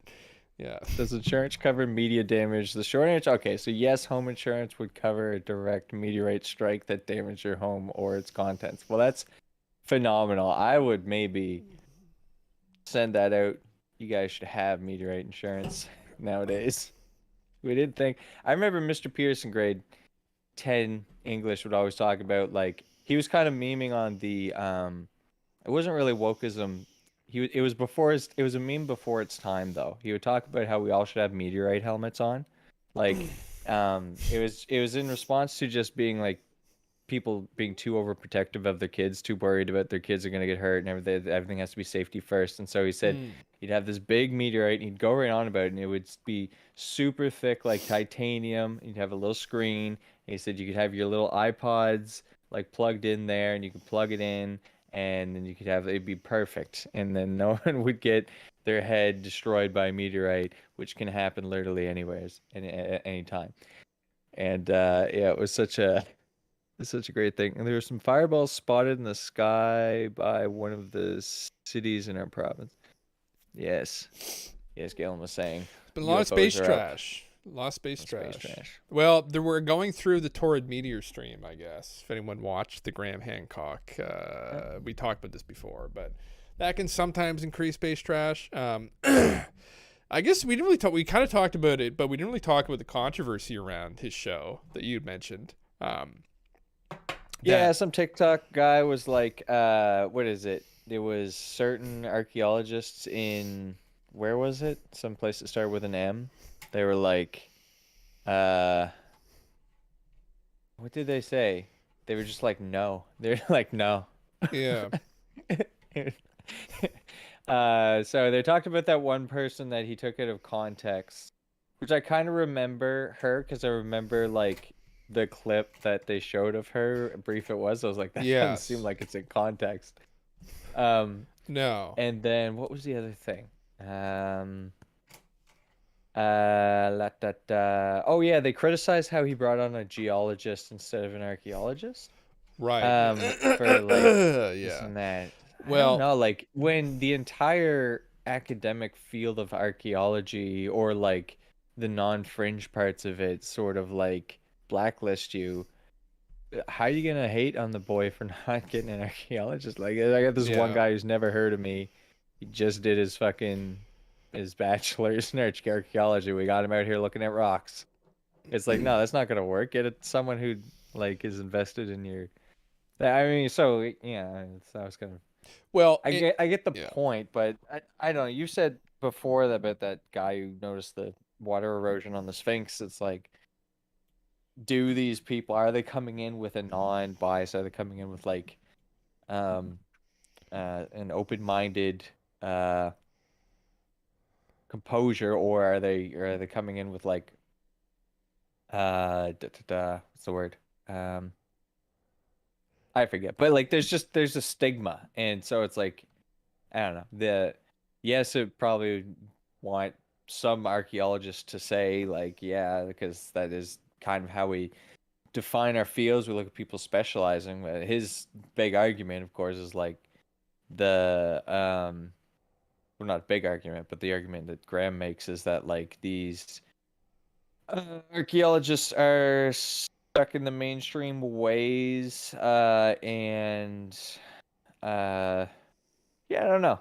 I don't know, it's weird. I'm not an archaeologist. Um, Well, I it mean, might it might follow that they would want to be part of a big discovery, like, like 10,000 bonus years of history, but maybe there's more comfort in them not rocking their boat or something. I don't know. well, there. Like, here's my problem. I'll explain a little bit maybe why he brought the geologist on. So, there's a problem with archaeologists. Now, to the layman that doesn't know this, they hear archaeologists and they think like scientist. It's not really what they are. They're more like art historians, and their work is very much um, an interpretation of the data on their part. And now, obviously, like they're a little bit more than art historian because they kind of dig deep. They're like researchers too, where like if they're gonna try and let's use the example of cylinder seals, right? Uh, which is more relevant to my interests, I guess. But I'll use that example because you'll look at, for instance, like a I don't even know if I could pull one up. It might be too much work. But if you look at like the Nimbus, for instance, on the cylinder seals. So an archaeologist who found that, what they would do is they would go through and try and find other literature written by other archaeologists to like try and explain what they're looking at here. Like, and all of that is up to interpretation. At some point, somebody even this is something that Zachariah Sitchin should be commended for, although he did this himself, which was fuck around with language and interpret it incorrectly intentionally sometimes. But all language is like all these ancient languages, even the translations are up for interpretation. People like, regardless of whose dick they sucked at some university to get their fucking degree, right? Like it's all up to interpretation, right? So whether they went through the rigors of going through and learning all these different languages and then mastering them and then taking on the challenge of translating and interpreting a new language and deciphering what that language means, all of those all of that deciphering is up for it's their own interpretation of the data. So an archaeologist is going to look at something like, for instance, the Sphinx. So an Egyptian archaeologist is going to look at the Sphinx, and they're going to look at it, and they're going to be like, well, where's that from? They're going to dig it into the sand, and they're going to try and look through the history, right, of Egypt for it. Now, if they can't find that anywhere, they're kind of at a loss for words, and it's a mystery, which is kind of what happened. They looked at the head, looks like there was construction done on it. There was a reference at one point to something being done to the Sphinx, or something, some kind of construction, or in like construction in the Sphinx. So they took that as the Sphinx was constructed this at this point in time. Like it's this stupid. It's kind of hard to believe, right? Like a lot of things we've come to realize over the last couple of years. These specialists, like, it's not quite as special as people might think, or they maybe in another way they are. So that they literally took that one instance and then said, oh, well, this is when they built the Sphinx. It's like, oh, okay. Like, you can't be that confident in that interpretation, right? You shouldn't be, but they are, and there's a lot of political reasons for that too. This is just a Sphinx example, but like the Egyptian government would really want the Sphinx to have been built by the Egyptians, right? Because they're like, this is our people's creation, et cetera, right? They don't want to say, oh, the whole Giza Plateau was built by some other lost race. These people just found it, right? That's not really as enticing for tourism. Maybe it would be more, though. Maybe they're sleeping on that, but that's not how they act. So what happened was a guy named John Anthony West was an amateur researcher. Well, I think he was educated, but he was a researcher living in Egypt. He died recently. He was on Joe Rogan's podcast. He's like 95 years old. He was back in Egypt like in the early 1900s. And he noticed, looking at the Sphinx, that it was weathered all the fuck. Like, it was weathered way more than some of these other structures, even on the Giza Plateau. And he thought that was suspicious. So in the early 1990s, he brought in, with the help, Graham Hancock was, I think, involved with this, or he may have met Robert Schoch afterwards. I think it was John Anthony West that first did this, so not Graham Hancock. But John Anthony West brought in Robert Schoch, who was a geologist from Boston State University. And Robert Schoch had spoken to John Anthony West, and it didn't really believe him. Like, he was like, oh, okay, like, you think it was built thousands of years before by like another civilization? And I remember there's an interview, and Robert Schoch's legitimate. Like, he's big dick in the field of geology where he's from. And as soon as he got off the plane and went over to the Giza Plateau, I think he said within like 5 minutes, he realized the Sphinx was far older than what they had dated it as. Because he could look instantly as a geologist and tell the weathering. And then they did, analysis of it. And these people aren't art historians. Like, there's a lot more interpretation, again, when you're like deciphering these ancient texts. And if you're a scientist looking at hard data, right? Like, it's better data. And right, even better than that is like mathematical proofs. Like, that's even better evidence, right? You can't argue with it, right? So his data is better than that of an archaeologist's, effectively. If you're looking to date something, if you can scientifically go in and show, whether through carbon dating or just through studying the erosion, that this structure is 12,000 years old, I would say that supersedes an archaeologist's interpretation of one line of text saying, oh, built 4,000 years ago, right? It's like, well, that's all up to interpretation. So hence why Graham brings in the geologists when it comes to the dating of these kinds of things, because although that part of the story is essential and interesting, somewhat essential, like going through the culture and trying to like find examples of like, well, do they talk about this? Do they talk about building this, and when? It's more important to get the scientific data if you can on it and look at the weathering. And that goes for a lot of these ancient megaliths, right? A lot of them, as he pointed out, a couple of them that he showed, and there's a lot more than that, like, don't have anything associated with them. There's no culture around them. In South America, it's even more insane. Like, I'm disappointed he didn't go to some of them. Probably the next season he will, and that'll be the spicy one. But there are some fucking structures in South America that even the locals admit were there before they got there. And the construction techniques that they used were like borderline impossible. So like, that opens up, I mean, there's really only, and I've said this before, for instance, on one of them, I can't remember if it's Machu Picchu or the other, I always get the names mixed up down there. But they had effectively cut huge portions of stone out of the side of a mountain, and we're talking like cut it with like what it looks like a diamond tipped saw. It was that precise and that clean of a cut. And then they moved that stone apparently over to another mountain, and this whole area has like deep ravines, like hundreds and hundreds of feet up in the air, like kind of similar to the picture I've shown in the background here. Like, very similar, actually. And this ancient culture, apparently, so the archaeologists say, moved those stones somehow. And there was all these crazy fucking theories on how they did it. And it's like, no. It was physically fucking impossible. Like any stonemason, this is like Asian Aliens too, which is a meme show. But a couple of these episodes, they really show some undeniable proof of some kind of ancient advanced technology being used to move these stones around. We don't understand how they did it. We don't understand why they did it. I'm going to probably kind of argue there is an idea as to who did it. Although that's a difficult pill for modern archaeology and modern academia to swallow.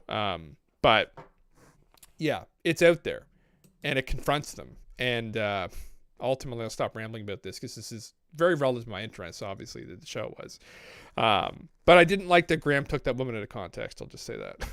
I didn't like that.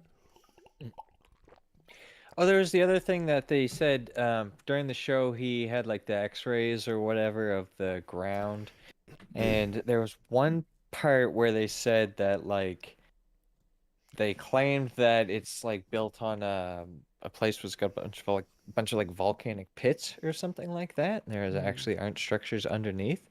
I mean, it's a real easy fix, right? You just get a bunch of archaeologists and start digging, and then and then we know.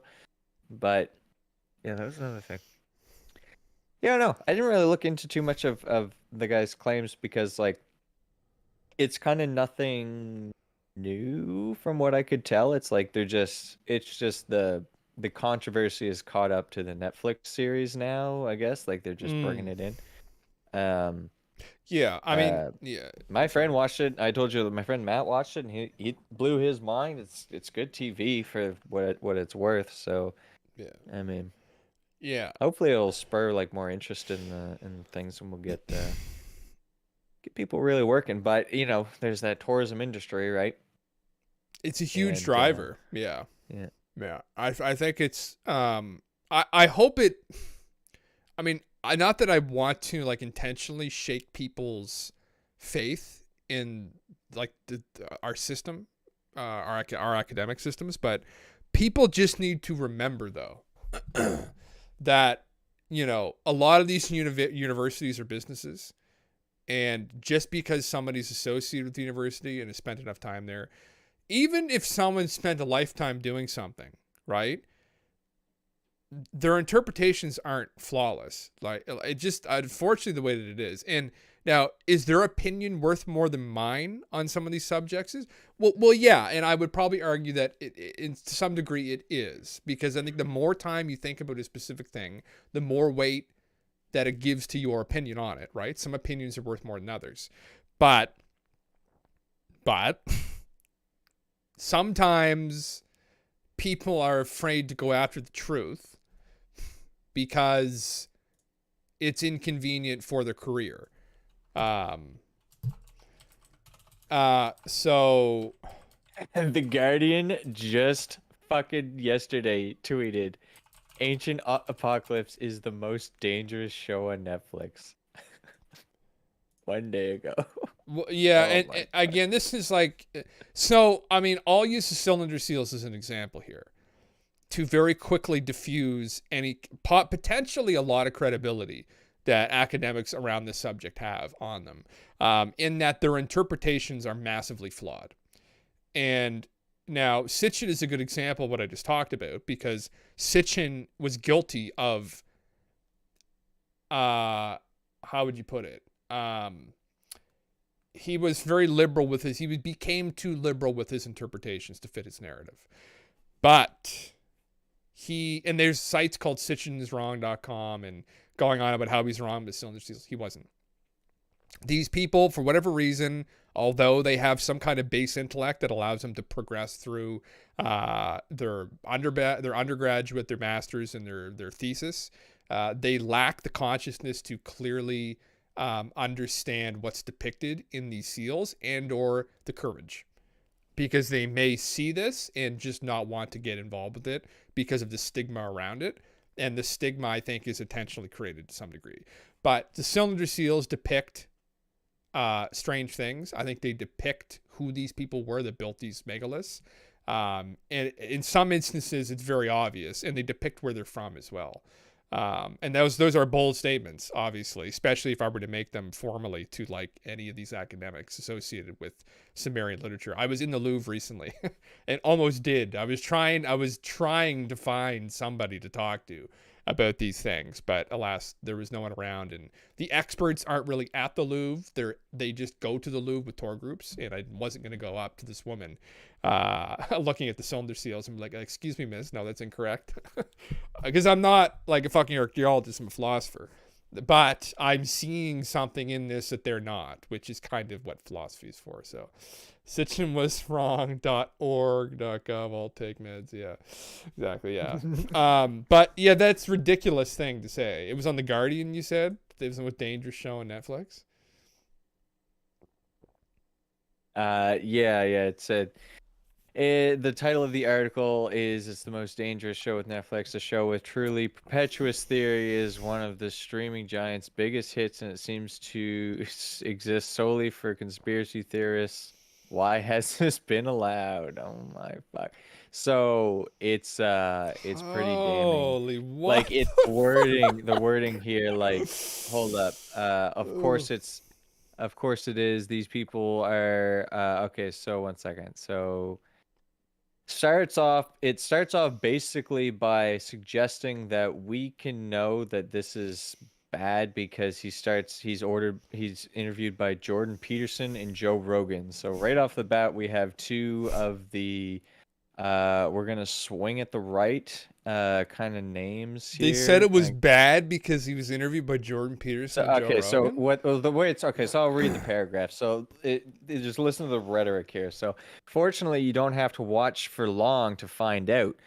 In quick succession during the pre-show sizzle reel, we are treated to clips of the show's host, Graham Hancock, being interviewed by Jordan Peterson and Joe Rogan. Finally, we have an answer. Ancient Apocalypse must be a TV program made exclusively for people who like to shout at you on Twitter. And then so they continue, of course it is. These people are Hancock's bread and butter.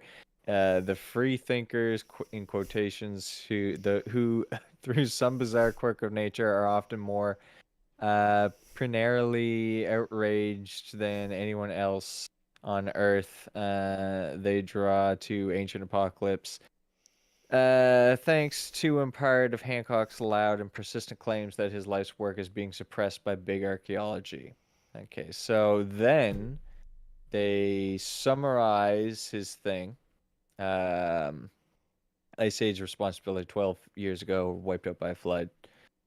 And then they end it to the fucking paragraph say to prove this he spends an entire television series looking elsewhere.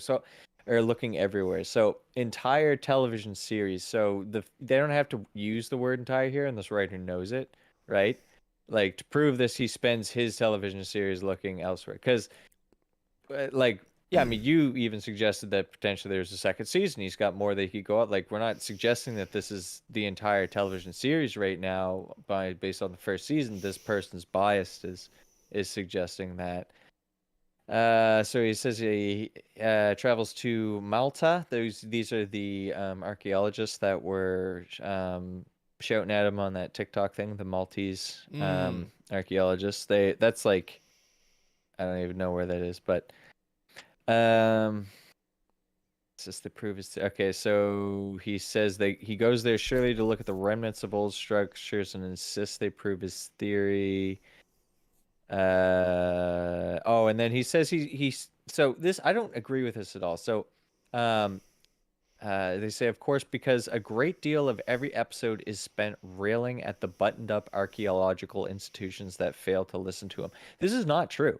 I talked about this the first time we did about the thing. I said like he could have at every turn gone and been like the aircraft they won't love it, but he didn't. He kept it to like the Serpent Mound was the only time.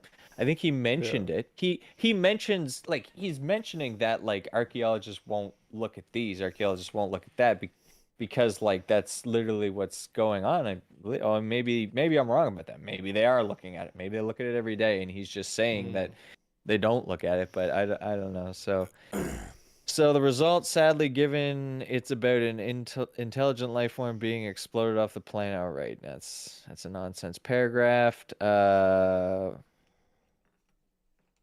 Okay, so and then he goes, I once got trapped at a party with a flat earther. It was very similar experience to watching this. So here we again have nothing to do with flat earth at Flat all. Earth. Oh, this Yeah. is a He's got piece. Graham Hancock has nothing to do with flat earth. He is in no way a flat earther. Yet Okay, they're gonna call him similar to a flat earther after watching this show.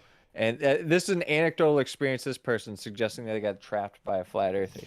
I would suggest that this article is potentially disinformation legitimately. When flat Earth starts getting brought up and things like this, flat Yeah. Earth, I'll give you an example here. Early on during the whole QAnon thing, the flat Earth stuff became a cancer on the forums. And it wasn't a it was, I think it was an intentional act to try and discredit the movement, and that they would associate it because flat Earth is an obvious ridiculous concept, and him associating that with flat. I hope people understand, if this isn't some intentional disinformation, that their stupidity will be immortalized on the internet and used as an example in the future. Hopefully they're aware of that.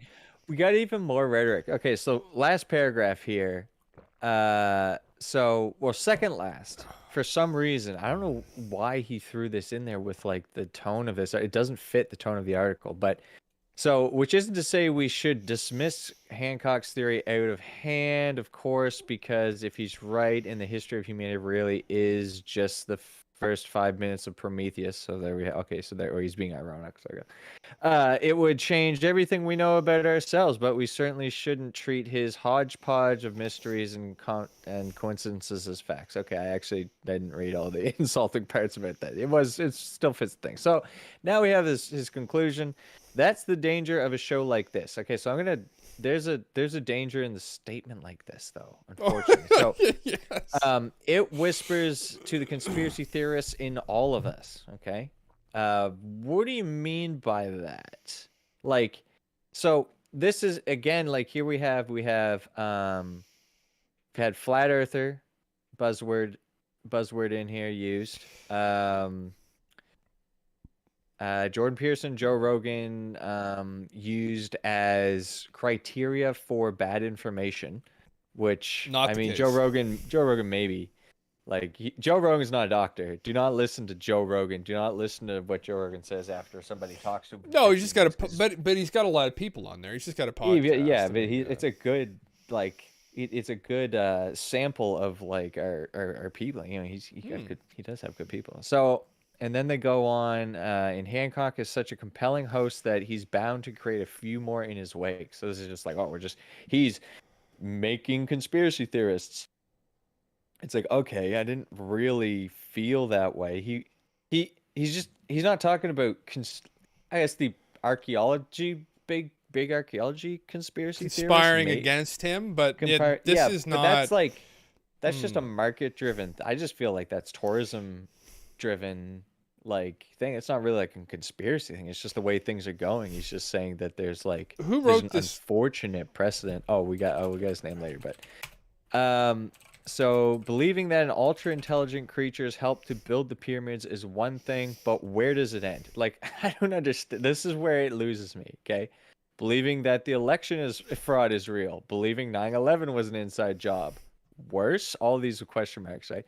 If you were feeling particularly mean-spirited, you could suggest that Netflix knows this and has gone out of its way to court the conspiracy theorists. But hey, not all conspiracy theories are bad. If you don't like Hancock's story about the super intelligent advanced civilization being wiped off the face of the planet, here's another that might explain how Netflix gave the green light to Ancient Apocalypse. The platform's senior manager of unscripted originals happens to be Hancock's son. Honestly, what are the chances? Oh, well, I guess that's a little bit of a meme, but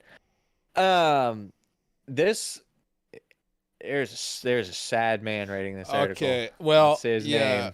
I'm gonna say his name.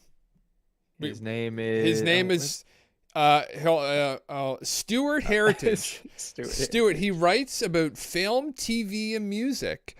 His last article was Neighbors, the Undead Apocalypse, the soap opera that came back from the dead. Best podcast of the week. What else has he written? Unsettling. Matt Hancock arrives on I'm a Celebrity after public. Stuart, go the fuck outside. Go the fuck outside. Stop watching TV. Go the fuck outside, but you'll realize that we don't know as much about history as they've let on to you that we do. Okay. We have stuff in this writing that we can grill them on here. Especially this last paragraph. If we can just like this is not okay. So I've talked about the theme of the article. So this article doesn't present a theme of like we're gonna hear him out. This article presents a very like heavily biased against Hancock's suggestions here. So I can understand maybe like having a chip on your shoulder about like misinformation and stuff like that, and then maybe reading into what is this the senior manager of Unscripted Originals happens to be Hancock's son.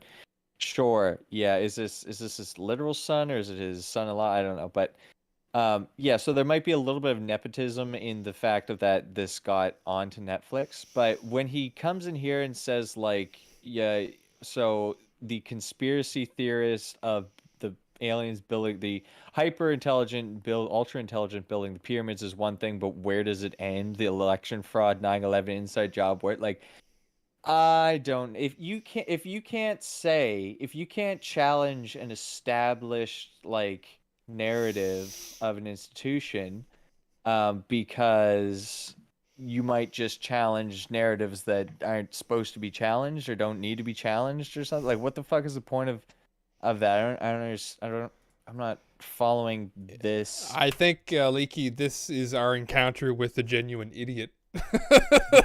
This is the modern idiot. No, everything they say is true. It's all true. Legitimately, this guy I think just watches TV for a living. Like he doesn't really know anything about history. He doesn't. This just goes for a lot of people though. Like that, and this is what I did. I was like this too at one point. I didn't realize how little we know. Like even if you go back like 4,000 years, if you go back 2,000 years, things get real fuzzy. You go back 3,000, like. It's getting to the point where you can't see much. You go back 5,000-6,000, we can't see fuck all. You go back 12,000, we have nothing. And almost everything from then could have been ground to a pulp and erased due to the end of the last ice age. So, well, Graham's, none of his theories are ridiculous. Like none of what he was saying was. I don't think they are. Nothing's. He's not sitting there. And the other thing too is he keeps using ultra intelligent, hyper intelligent. It's like, well, all they would have to be is just intelligent enough to survive the ice age and get like to the people and teach them how to do shit, right? Like that's when we talk about ultra intelligence. This is only with regards to how intelligent we thought people were. Like they wouldn't necessarily need to be ultra intelligent. I guess when it comes to the stone crafting and all of these, they have methods of artisanry, like but I don't know. Fucking touch grass, Stuart. I found this guy on Twitter. I mean, listen, there's lots of stupid people. It's people that don't really think. Like that is clearly someone who doesn't really think. Like, well, I think he does. I think he might be thinking, but he might be grifting in a way, because like the way that it is, like he's writing for the Guardian, so he knows how to have an engaging read or whatever. But the engagement here is he's writing this to give people like, oh yeah, I didn't think that show was very good, or oh Netflix is. It's funny how he bitches about conspiracy theories doing damage and then ends the fucking thing with a conspiracy theory about Netflix like courting conspiracy theorists. Like that one's okay. He literally says it. He's not all conspiracy theories are bad. Netflix is making putting out shows that he believes to not have good accurate bearings just for the sake of catering to an audience who wants to see like alternative facts or whatever. It's like, I mean, again, like, but that, I don't know, that he didn't do the geologist thing. That just goes back to what we were talking about with like, why Graham bring on a geologist? It's like, well, at a point, it's a necessity. Like, obviously, big archaeology does not like Graham very much because he's crazy or they're threatened or something like along the lines, right? So it's not a fucking it's not a mystery or it's nothing we're uncovering here, which is like, oh, fucking Graham's trying to keep the archaeologists out of his fucking show so he can gaslight us all into believing these things have fucking merit. It's like, well, no, I didn't really get that. Like, it's because it's kind of what the theme of the article is saying. It's like Graham is gaslighting everyone into believing his findings are important. He's used his son to get there, and he won't have archaeologists on to debate him because of, I guess, reasons. Um, but like the way that he's doing it here too, like I mean, which is maybe a fair grab, but like, oh, we know that it's no good because Jordan Peterson and Joe Rogan have talked to this man and fucking, oh, we've got thanks in part to his loud and persistent claims that his life's work has been suppressed. In fact, all these are all kind of very like, wave of the hand, very statements. Like even when the thrust of Ancient Apocalypse as follows, as if it's being like forced down his throat or or somewhere else. He believes that an advanced Ice Age civilization responsible for teaching humanity concepts such as math. So he only uses the word advanced here, so he's factual.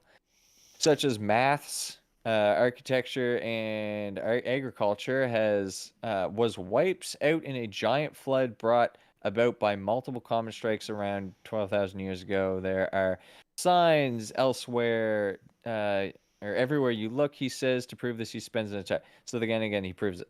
What does this like? I mean, does fucking Stewart have any opinion on the Ice Age or the was it the Younger Dryad or anything like the that? Younger Dryas, yeah, event, yeah. Is he? I don't know. Maybe it was the first. It was the first It time I really looked into the Younger Dryas, like when I saw the show too. So it's possible that he had no idea. And it's just general lack of information, and then appeal to authority, in that the majority of the archaeologists aren't behind Graham, so then therefore he must be wrong. But then if you actually read books instead of watch TV shows all day, you'll realize that this is a trend that goes on through a lot of different academic disciplines, that what happens is ideas get institutionalized, and it takes those people holding the reins of power to die off before new ideas are allowed to come and flourish. Like, this has happened in geology, it's happened in archaeology, it's happened in philosophy, it's happened in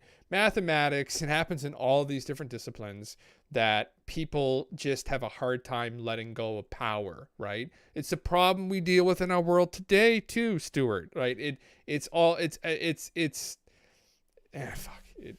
everywhere, right? And I, it's just a lack of understanding. Stu's trying to cook up his fucking thing. The result, sadly, given it's about an intelligent life form being exploded off the planet in hail of comet fire, is perpetuously boring. Hancock goes to a place and says they want you to think it's this, but it's actually that, over and over again. Boring. I got, and that's when he says he got trapped with the flat earther. So he's suggesting that by Well, Graham going to these places and suggesting that, like, look at Pillar 42, man, like, Stuart, you're looking at Pillar 42 and you're telling me that, like, there's nothing of interest here that we want to look at. You're looking at the Serpent Mound, and I mean, I guess maybe you're with the Serpent Mound people in that, like, they just made a snake. Like, it's giant. It's huge. Like, what? Again, with archaeologists themselves looking like, why did people put so much work into this thing? It has a purpose, right? There's a whole fucking it's like Mound A, and again, this is on the Graham Ancient Apocalypse. You got these mounds that are lined up perfect north from something like miles south, like miles and miles south, and then you've got these mounds that are oriented so that when, like, the moon and stars fucking shift and shit, and the sun sets and it moves on its rotation, it sets behind these mounds and rises in front of the mounds, and then there's like a viewing spot that they had just like made to look at the stars. This like fascination with the stars. Yeah, it's like maybe it's the only TV they had or whatever, but they had this fucking science about watching them. And Pillar 42 depicts that very, very, very clearly, in my opinion, like so clearly. Um, Oh yeah. and then you've got, but apparently, oh, well, yeah, they just like the stars. It's like, Should but I it's so shows that they knew what constellations would be visible in a time where they weren't supposed to be alive. So where'd they get hmm. that fucking knowledge, right? And so when he says things like, "Oh, here's the thrust of it," and fucking, it's perpetuously boring. It's like these things are not boring if you're considering like what he's actually suggesting. And again, it's not like he's not saying like, the election is a lie because they haven't fucking talked about Pillar 42 enough in the fucking like mainstream archaeology. He's not saying like 9/11 was an inside job because of look at the remnants underground of like, he's not none of these suggestions of these conspiracy theorists have anything to do with he's just being lumped in because of literally what he has always claimed and seems to be his main following thing is that big archaeology don't like him. That's what the general public does. Should I read a quote actually from Graham's book to close this off for Stuart because he Yeah. hates comet stories? Yeah, Stuart, in your lifetime, maybe, bud, you'll have an encounter with the firestorm, and you won't find it so funny. This is from chapter 3 of Magicians of the Gods. Could certain ancient myths and traditions, judged to be of no historic value by scholars, in fact encode accurate recollections of an epoch when humanity experienced a crisis so devastating, so cataclysmic, and so dislocating that we lost our memory of our true past? Consider this account from the Ojibwa, a Native American people from Ontario. The star with the long, wide tail is going to destroy the world someday when it comes low again. That's the comet called Long-Tailed Heavily Climbing Star. It came down here once, thousands of years ago. Just like the sun, it had radiation and burning heat in its tail. The comet burnt everything to the ground. There wasn't a thing left. Indian people were here before that happened, living on the earth, but things were wrong. A lot of people had abandoned the spiritual path. The Holy Spirit warned them a long time before the comet came. Medicine men told everyone to prepare. Things were wrong with nature on the earth. Then the comet went through here.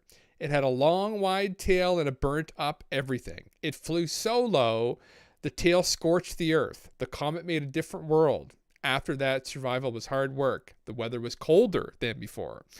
There are other interesting details in the various versions of this myth told amongst the Ojibwa and recorded by anthropologist Thor Conway. For example, there is a reference to the comet killing off giant animals. There are dozens, if not hundreds, of stories like that. So, yeah, that's very interesting. Black mat layer, erythium, or what was it? Uranium and There's plutonium. there's Or quartz crystal they found that was quartz, and there's also nano diamonds, which is only from high impact events. Yeah. remember, and I think it's not uranium. There's two types of metals too. I think no platinum. Oh, maybe it was uranium. Urethrium. Urethrium. Platinum and urethrium is shot out of the comets there. Liquid hot platinum.